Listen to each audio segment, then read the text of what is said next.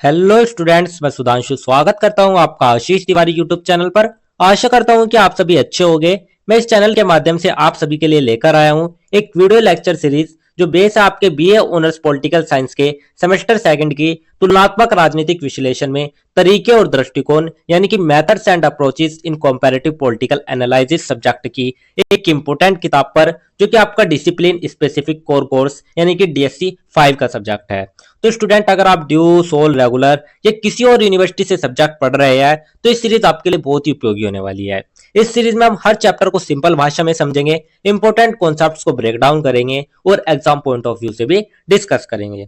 तो अगर आप DU, SOL, regular, NCWEB and other किसी के भी सब्जेक्ट को समझना चाहते हैं आसानी से, तो चैनल को सब्सक्राइब जरूर कर लीजिएगा, वीडियो को लाइक कर लीजिएगा और अपने दोस्तों के साथ शेयर करना ना भूले। एंड सोल से रिलेटेड डेली अपडेट्स के लिए आप सभी हमारा व्हाट्सएप चैनल फॉलो कर लीजिएगा।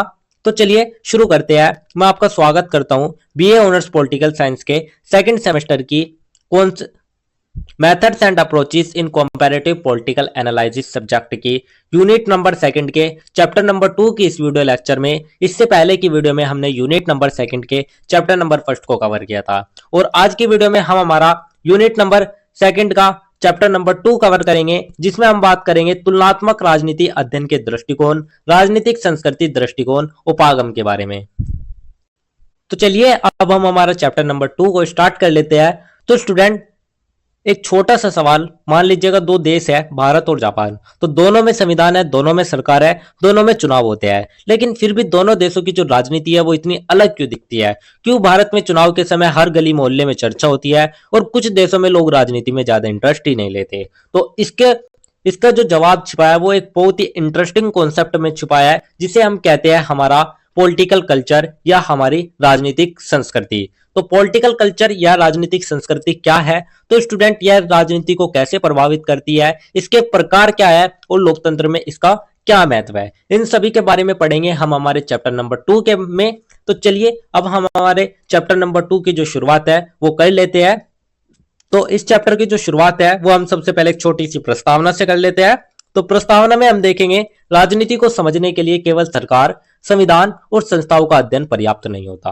तो स्टूडेंट, अगर आपको पॉलिटी को समझना है या आपको राजनीति को समझना है तो आपको केवल सरकार, संविधान और संस्थाओं का अध्ययन ही नहीं करना है, क्योंकि स्टूडेंट जो राजनीति है वो केवल नियमों से नहीं चलती, इस पर अलग अलग प्रकार के जो तत्व है वे भी प्रभाव डालते हैं। तो किसी देश की राजनीति को सही ढंग से समझने के लिए वहां के लोगों की सोच, वहां के विश्वास, वहां के मूल्य और उनके राजनीतिक भागीदारी को भी हमें समझना पड़ेगा। तो इन सभी चीजों को मिलकर बनता है हमारा राजनीतिक संस्कृति यानी कि पॉलिटिकल कल्चर। तो स्टूडेंट, इसमें लोगों का सरकार के प्रति विश्वास, राजनीतिक संस्थाओं के प्रति सम्मान और राजनीति में भागीदारी जैसी बातें शामिल होती है। तो स्टूडेंट, जो राजनीतिक संस्कृति है यानी कि किसी देश के लोग, सरकार, राजनीतिक संस्थाओं और राजनीति के प्रति क्या सोचते हैं, यही उसकी राजनीतिक संस्कृति होती है। तो प्रत्येक देश का जो पॉलिटिकल कल्चर है वो भिन्न भिन्न होता है, क्योंकि जो अपना समाज होता है उस समाज की अलग अलग परंपराएं, अलग अलग मान्यताएं और अलग अलग अनुभव होते हैं। तो राजनीतिक संस्कृति का अध्ययन हमें यह बताता है कि किसी देश की राजनीतिक व्यवस्था क्यों और किस तरीके से कैसे कार्य करती है। तो यही था हमारा एक छोटी सी प्रस्तावना। प्रस्तावना के बाद जो हमारा नेक्स्ट टॉपिक आता है स्टूडेंट, वो हमारा आता है राजनीतिक संस्कृति दृष्टिकोण को लेकर। तो सबसे पहले हम जान लेते हैं कि पॉलिटिकल कल्चर का मतलब क्या है। तो राजनीतिक संस्कृति दृष्टिकोण राजनीति के अध्ययन का एक महत्वपूर्ण तरीका है। इस दृष्टिकोण के अनुसार किसी देश की राजनीति को समझने के लिए वहां के लोगों की मान्यताओं, मूल्यों और भावनाओं को समझना आवश्यक है। तो स्टूडेंट, आप समझिए पॉलिटिकल कल्चर का अर्थ क्या है। तो लोगों के राजनीतिक विचार, विश्वास, मूल्य और एटीट्यूड्स, तो इन सभी को ही हम कहते हैं हमारा पॉलिटिकल कल्चर। तो यह दृष्टिकोण बताता है कि समाज की संस्कृति और लोगों की मानसिकता राजनीति को कैसे प्रभावित करती है। तो स्टूडेंट, ये हमें बताता है कि लोग सरकार के बारे में क्या सोचते हैं, चुनाव में भाग लेते हैं या नहीं है, या राजनीति पर भरोसा करते हैं या नहीं करते हैं। तो स्टूडेंट, यदि किसी समाज में लोकतांत्रिक मूल्य मजबूत होते हैं तो वहां लोकतंत्र स्थिर रहता है। इसी को अपोजिट अगर आप बात करें, अगर कोई देश है वहां पर राजनीति में उनका इंटरेस्ट ही नहीं है, तो वहां की जो राजनीतिक व्यवस्था है वो कमजोर हो जाती है। तो मान लो स्टूडेंट, दो दोस्त है, राहुल और मोहन। राहुल हर चुनाव में वोट देता है, न्यूज देखता है, राजनीति पर चर्चा करता है, लेकिन मोहन कहता है मुझे राजनीति से क्या मतलब भाई। तो राहुल और मोहन की जो पॉलिटिकल कल्चर हो गया वो अलग अलग हो गया। तो इसी तरीके से हमारा जो दो देशों का पॉलिटिकल कल्चर होता है वो भी अलग अलग होता है। तो ये दृष्टिकोण में यह भी माना जाता है कि राजनीतिक संस्कृति समय के साथ साथ धीरे धीरे बदलती है, यानी कि जो हमारी राजनीतिक संस्कृति होती है, जो हमारा पॉलिटिकल कल्चर होता है, ये हमारा स्थिर नहीं होता, ये हमारा समय के साथ परिवर्तनशील होता है। शिक्षा, संचार, सामाजिक परिवर्तन और आर्थिक विकास जैसे कारक राजनीतिक संस्कृति को प्रभावित करते हैं। तो स्टूडेंट, जो हमारे राजनीतिक संस्कृति दृष्टिकोण है वो कहता है कि किसी देश की राजनीति को समझने के लिए उस समाज की संस्कृति को समझना भी बहुत ज्यादा जरूरी है। तो इसीलिए राजनीति को समझने के लिए केवल संस्थाओं का नहीं बल्कि समाज की संस्कृति का अध्ययन भी बहुत ही ज्यादा जरूरी हो जाता है। तो स्टूडेंट, यही था हमारा राजनीतिक संस्कृति दृष्टिकोण। इसके बाद जो हमारा नेक्स्ट टॉपिक आता है वो हमारा आता है आलमंड और वर्बा की राजनीतिक संस्कृति की अवधारणा। तो सबसे पहले आप बात करें हमारे आलमंड जी की, जैसे कि आप सभी देख सकते हैं ये हमारे आलमंड जी है। तो ये है हमारे ग्रेबियल आलमंड। तो ये और एक सिडनी वर्बा नाम के व्यक्ति थे। तो इन दोनों ने राजनीतिक संस्कृति की जो अवधारणा है उसको स्पष्ट रूप से समझाया। तो उन्होंने किस तरीके से समझाया उसको आप देख लीजिएगा। तो उन्होंने विभिन्न देशों की राजनीतिक संस्कृति का अध्ययन करके यह बताया कि लोगों के दृष्टिकोण राजनीति को किस प्रकार प्रभावित करते हैं। यानी कि वे कहते हैं कि पॉलिटिकल कल्चर अप्रोच जो है वो कहता है कि किसी देश की राजनीति को समझने के लिए उस समाज की संस्कृति को समझना बहुत जरूरी है। मान लीजिएगा अगर किसी समाज में लोग लोकतंत्र में विश्वास करते हैं, सरकार पर भरोसा करते हैं, चुनाव में भाग लेते हैं, तो वहां का जो लोकतंत्र होगा वो बहुत ही ज्यादा मजबूत होगा। लेकिन अगर लोग राजनीति से उदासीन हो गए, सरकार पर भरोसा नहीं होगा, तो वहां की जो राजनीतिक व्यवस्था है वो बहुत ही ज्यादा कमजोर हो जाएगी। तो इसीलिए उन्होंने कहा कि जो लोगों के दृष्टिकोण है वे राजनीति को प्रभावित करते हैं। वे कहते हैं कि राजनीतिक संस्कृति का अर्थ है लोगों के मन में राजनीतिक व्यवस्था के प्रति मौजूद विश्वास, भावनाएं और विचार। तो यही थे हमारे आलमंड और वर्बा जी के विचार। इसके बाद उन्होंने इस राजनीतिक संस्कृति के तीन मुख्य प्रकार भी बताए। तो उन तीन मुख्य प्रकारों के बारे में भी हम बात कर लेते हैं। तो सबसे पहला जो हमारा प्रकार रहता है स्टूडेंट, वो हमारा आता है संकीर्ण राजनीतिक संस्कृति को लेकर। तो सबसे पहले हम संकीर्ण राजनीतिक संस्कृति को समझ लेते हैं, आखिर ये क्या होता है। तो इस प्रकार की संस्कृति में लोगों को राजनीति के बारे में बहुत कम जानकारी होती है। लोग सरकार और राजनीतिक संस्थाओं में लगभग अलग रहते हैं। तो स्टूडेंट, जो हमारा संकीर्ण राजनीतिक संस्कृति है इसमें लोगों को राजनीति के बारे में बहुत ही कम इंफॉर्मेशन होती है। वे सरकार और जो राजनीतिक संस्थाएं होती है उनसे बहुत ही अलग रहते हैं। तो ऐसी जो संस्कृति है वे अधिकतर पारंपरिक और आदिवासी समाजों में देखी जाती है। मान लीजिएगा गांव में कुछ लोग कहते हैं कि सरकार क्या करती है हमें नहीं पता। तो ऐसी स्थिति में जो लोग हैं वे राजनीति में ज्यादा भाग नहीं लेते। तो ऐसी स्थिति को, जो ऐसी संस्कृति है उसको हम कहते हैं संकीर्ण राजनीतिक संस्कृति। तो यही थी हमारी संकीर्ण राजनीतिक संस्कृति। सेकंड हमारा आता है अधीनस्थ राजनीतिक संस्कृति। तो अब हम बात कर लेते हैं हमारी अधीनस्थ राजनीतिक संस्कृति के बारे में, यानी कि सब्जेक्ट पॉलिटिकल कल्चर। इस प्रकार की संस्कृति में लोग सरकार और राजनीतिक व्यवस्था को पहचानते हैं लेकिन उसमें सक्रिय भाग नहीं लेते हैं। वे केवल सरकार के निर्णय को स्वीकार करते हैं। तो स्टूडेंट, जो हमारी अधीनस्थ राजनीतिक संस्कृति है इसके जो लोग होंगे वे सरकार को जानेंगे तो, लेकिन उसमें भाग नहीं लेते। यानी कि लोग सरकार के फैसले मान लेते हैं लेकिन खुद ज्यादा इन्वॉल्वमेंट नहीं रखते। तो यही हमारी अधीनस्थ राजनीतिक संस्कृति हो गई। थर्ड हमारे आता है सहभागी राजनीतिक संस्कृति। तो अभी तक हमने दोनों संस्कृति देख ली, अब हमारी थर्ड कौन सी संस्कृति बची जिसमें जनता भाग लेगी। तो इस प्रकार की संस्कृति में लोग राजनीति में सक्रिय रूप से भाग लेते हैं। तो स्टूडेंट, यहाँ पर जो लोकतंत्र है उसके लिए सबसे अच्छी संस्कृति हमारी सहभागी राजनीतिक संस्कृति मानी जाती है, क्योंकि वे चुनाव में मतदान करते हैं, राजनीतिक चर्चा करते हैं और सरकार के कार्यों में रुचि रखते हैं। तो इसमें लोग वोट भी देंगे, राजनीति पर चर्चा भी करेंगे और सरकार से सवाल भी पूछेंगे। तो भारत में चुनाव के समय लोग बहुत चर्चा करते हैं, तो इसीलिए हमारा जो भारत है इसमें सहभागी राजनीतिक संस्कृति पाई जाती है। तो इन तीनों प्रकार के जो हमारी ये संस्कृति है इनसे हमें ये पता चलता है कि कोई भी जो देश है उसकी राजनीतिक व्यवस्था किस प्रकार से कार्य करती है। तो यही थी हमारी राजनीतिक संस्कृति, जो कि मैंने आपको बता दिए, राजनीतिक संस्कृति के प्रकार भी बता दिए। इसके बाद जो हमारा नेक्स्ट टॉपिक आता है वो हमारा आता है नागरिक संस्कृति को लेकर। तो राजनीतिक संस्कृति तो हमने पढ़ ली, अब हम जान लेते हैं ये नागरिक संस्कृति यानी कि सिविक कल्चर क्या होता है। तो स्टूडेंट, ये एक बहुत इंपॉर्टेंट टॉपिक है सिविक कल्चर का। तो सिविक कल्चर आखिर होता क्या है, तो आप इसको एक पॉलिटिकल कल्चर का बैलेंस फॉर्म भी कह सकते हैं। तो नागरिक संस्कृति एक विशेष प्रकार की राजनीतिक संस्कृति है जिसमें लोकतांत्रिक मूल्यों और सक्रिय नागरिक भागीदारी का संतुलन होता है।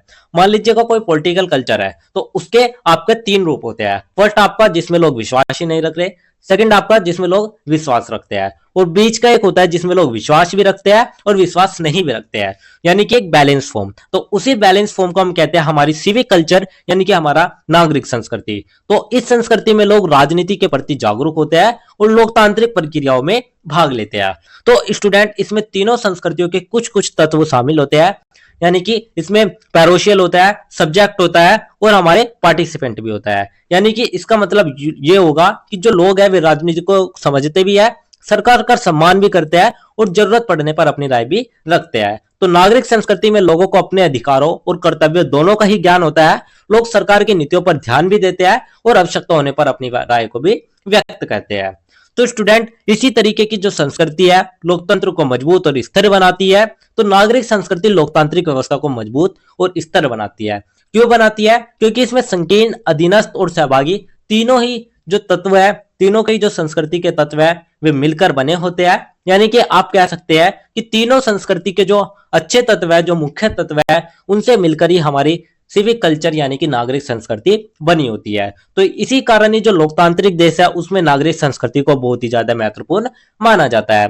तो यही था हमारा नागरिक संस्कृति, जिसमें कि हम बात करें सिविक कल्चर की। तो सिविक कल्चर जो है हमारा, वो हमारा पार्शियल, सब्जेक्ट और पार्टिसिपेंट तीनों से मिलकर बनता है और यही हमारे एक स्टेबल डेमोक्रेसी को विकसित करता है। तो यही था हमारा नागरिक संस्कृति। इसके बाद जो हमारा नेक्स्ट टॉपिक आता है वो हमारा आता है राजनीतिक संस्कृति पर अन्य प्रमुख विचार। तो अब हम राजनीतिक संस्कृति पर कुछ अन्य विचार भी देख लेते हैं। तो स्टूडेंट, जो हमारी राजनीतिक संस्कृति है उसमें केवल एक ही विद्वान का योगदान नहीं है। जैसे कि मैंने अभी आपको आलमंड और वर्बा के बारे में बताया था, इससे अलग भी आपके कई ऐसे विद्वान थे जिन्होंने इस संस्कृति में महत्वपूर्ण योगदान दिया। तो राजनीतिक संस्कृति के अध्ययन में कई अन्य विद्वानों ने भी योगदान दिया है। उन्होंने यह समझाने का प्रयास किया कि समाज की संस्कृति और राजनीति के बीच गहरा संबंध होता है। तो स्टूडेंट, उन्होंने बताया कि राजनीतिक संस्कृति को कई चीजें प्रभावित करती है, जैसे कि इतिहास, परंपराएं, सामाजिक संरचना और राजनीतिक संस्कृति। तो ये सभी हमारी राजनीतिक संस्कृति को प्रभावित करते हैं। इसी के साथ साथ स्टूडेंट, हमारे पॉलिटिकल सोशलाइजेशन भी बहुत ही ज्यादा महत्वपूर्ण हो जाता है, यानी कि जो हमारा संस्कृति समाज है वो भी बहुत ही ज्यादा महत्वपूर्ण हो जाता है। तो अन्य विद्वानों ने यह भी बताया कि शिक्षा, संचार के साधन और आर्थिक विकास भी राजनीतिक संस्कृति को बदलने में महत्वपूर्ण भूमिका भी निभाते हैं। यानी कि लोग राजनीति के बारे में कहां से सीखते हैं? जैसे कि परिवार, स्कूल, मित्र समूह, संचार माध्यम, दोस्तों से, मीडिया से, इन सभी से वे सीखते हैं और ये सभी हमारे राजनीतिक विचारों को प्रभावित करते हैं। तो स्टूडेंट, कुछ विद्वान कहते हैं कि राजनीतिक समाजीकरण की प्रक्रिया के माध्यम से भी राजनीतिक संस्कृति का निर्माण होता है। तो स्टूडेंट, कुछ विद्वान ने तो इतिहास, परंपरा और सामाजिक संरचना के बारे में बताया, कुछ ने शिक्षा, संचार के साधन और आर्थिक विकास के बारे में कहा, तो कुछ ने समाजीकरण की प्रक्रिया के बारे में कहा। तो इसी प्रकार से जो राजनीतिक संस्कृति है वो समाज के विभिन्न तत्वों से प्रभावित होती है। तो यही था हमारा राजनीतिक संस्कृति पर अन्य प्रमुख विचार। इसके बाद जो हमारा नेक्स्ट टॉपिक आता है वो हमारा आता है राजनीतिक संस्कृति का मूल्यांकन। तो अब हम राजनीतिक संस्कृति का मूल्यांकन कर लेते हैं। तो ओवरऑल हम ये कह सकते हैं कि जो हमारा राजनीतिक संस्कृति का अध्ययन है और उसका जो महत्व और जो सीमाएं हैं वे दोनों ही हमें समझनी जरूरी हो जाती है। तो चलिए सबसे पहले हम महत्व समझ लेते हैं। तो महत्व क्या क्या है? तो स्टूडेंट, महत्व इसका यही है कि ये हमें हमारी जो पॉलिटिकल है, जो हमारी राजनीति है, जो हमारी पॉलिटी है, उसको समझने के लिए एक नया और व्यापक दृष्टिकोण भी हमें प्रदान करता है। तो इसके माध्यम से हम क्या कर सकते हैं? इसके माध्यम से हम पता कर सकते हैं कि लोग राजनीति के प्रति किस प्रकार का दृष्टिकोण रखते हैं, उनके सरकार को लेकर विचार क्या है, सरकार के प्रति उनकी सोच क्या है। तो यह राजनीतिक स्थिरता और विकास को समझने में भी हमारी सहायता करती है। तो इससे जो विभिन्न देशों की जो राजनीतिक व्यवस्था है उनकी तुलना हम आसानी से कर पाते हैं और उनकी व्यवस्थाओं की तुलना करना बहुत ही ज्यादा आसान हो जाता है। इससे अलग अगर हम सीमाएं की बात करें तो राजनीतिक संस्कृति को जो मापना है वो बहुत ही ज्यादा कठिन हो जाता है, क्योंकि यह लोगों की भावनाओं और विश्वासों से जुड़ी होती है। यानी कि जो आपका राजनीतिक संस्कृति है ये आपको कोई सीमित क्षेत्र नहीं है, इसको आप किसी पैरामीटर से माप नहीं सकते, क्योंकि ये लोगों की भावनाओं और विश्वासों से जुड़ी होती है। तो कभी कभी तो स्टूडेंट ऐसा होता है कि इस अवधारणा के माध्यम से सभी राजनीतिक समस्याओं को पूरी तरह समझना संभव नहीं हो पाता, क्योंकि आप जानते हैं जो हमारा समाज है, जो हमारी राजनीतिक समस्या है वे इतनी जटिल हो जाती है कि उसमें हमारी कोई भी अवधारणा सामने नहीं आती। तो कुछ विद्वान यहाँ पर कहते हैं कि इसमें आर्थिक और सामाजिक कारकों को पर्याप्त महत्व नहीं दिया गया। यानी कि इसमें जनता की सोच, जनता के विचार के बारे में ही बात की गई है। यहाँ पर जो आर्थिक और सामाजिक कारक है उनको नजरअंदाज कर दिया गया है। तो यही था हमारे सीमाएं, यही थे हमारे महत्व, यही था हमारा राजनीतिक संस्कृति का मूल्यांकन। इसके बाद जो हमारा नेक्स्ट टॉपिक आता है वो हमारा ओवरऑल पूरे चैप्टर का एक छोटा सा निष्कर्ष आता है। तो निष्कर्ष में हम बात कर लेते हैं कि जो राजनीतिक संस्कृति है वो हमें बताती है कि समाज के लोगों के बीच विश्वास क्या है सरकार को लेकर, उनके मूल्य क्या है और उनके दृष्टिकोण